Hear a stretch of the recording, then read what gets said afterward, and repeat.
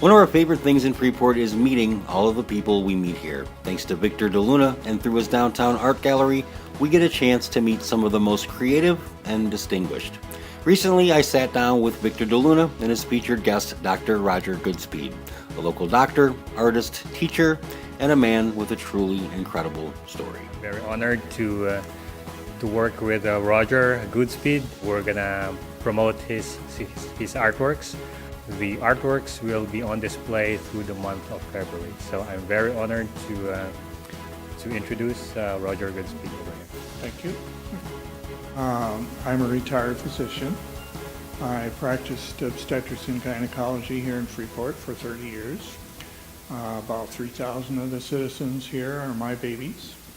I was recently in the hospital, and 10 of my nurses that were taking care of me were babies that I delivered.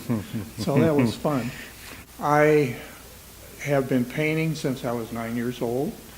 I drove my bicycle head-on into a truck, and that ended up with 3 years of invalidism. And to save my brains as well as my body, my mother started me sketching from an Audubon bird book, drawing pictures of ducks and birds, and then painting ducks and birds.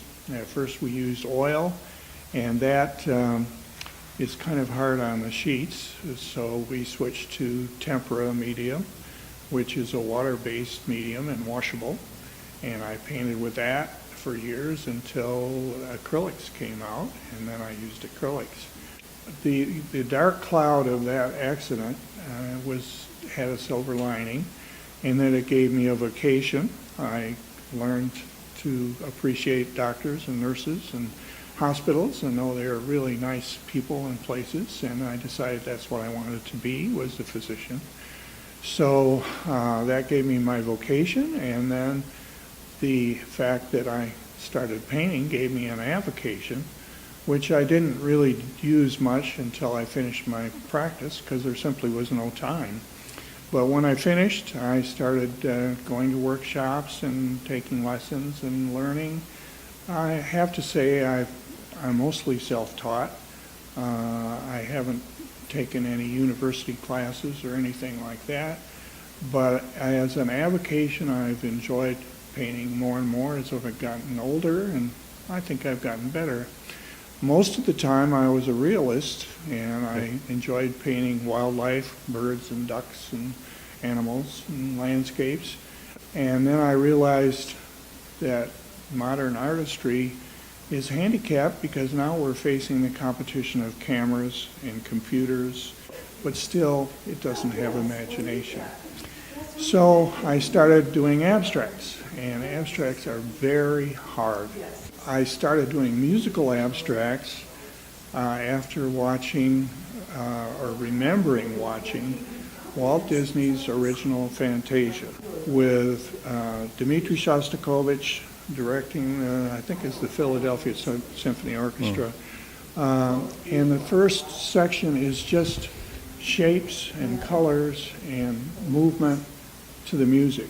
And I thought, this is really cool. I love it. I started experimenting with this. And I'd go to a concert, and while I was listening to the concert, I'd doodle on a sketch pad. And to me, the important thing that an artist should do is teach people how to see.